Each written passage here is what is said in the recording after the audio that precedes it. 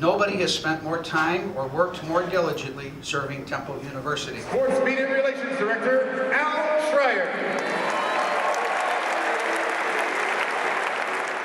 Right now, I'm a special assistant to the director of athletics. But over the course of time, I've done everything here but coach. I've been business manager, I've been assistant to the assistant AD, sports information director. When you're dealing with a lot of credentials, requests coming in for big games, how do you handle that? Well, it's you know, I have help with it, but we've been able to take care of people. And one of the biggest games I ever had was when we were #1, and Villanova was nationally ranked too, and we managed to get every media person seated. It was a struggle, but we did it. But we have a lot of big games that we were able to take care of people.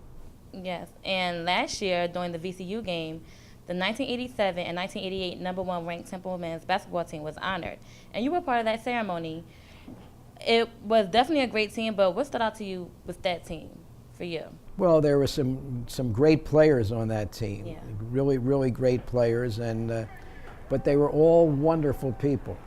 And you know, and we got along. We had a great time. And let's look up at the rafters.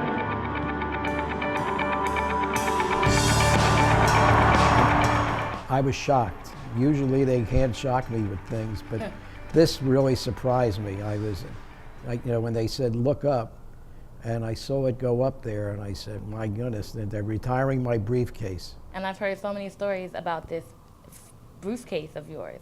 Cosby and Peter Leocoris, our former president, Coach Cheney, they've all been wondering what's in the bag. And that's the mystique that's been going on for years and years and years. And there's been conjecture about what is in the bag, but no one really knows. Does Cosby know? No. Can you tell us one thing that's in the bag? Well, nope. No? But I will tell you a story about Cosby. He came to one of our football games, and I got a message that he had to see me, that it was urgent.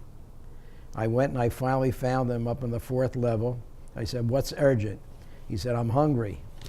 I said, well, what do you want me to do about it? He said, well, I said, there's a nice spread right next door. I don't want that. I want hot dogs. What he didn't know was I knew where I could get hot dogs.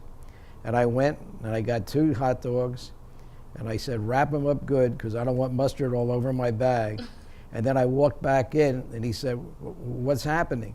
I said, we always wanted to know what was in the bag. I pulled out the 2 hot dogs and gave it to him. We've had so many wonderful things happen over the course of my 60 years that it'd be impossible for me to just take one and say, because I've been very fortunate. I've been here with Hall of Fame coaches. I've been here with championship teams, and you know, and you meet people over the course of time, and it's phenomenal.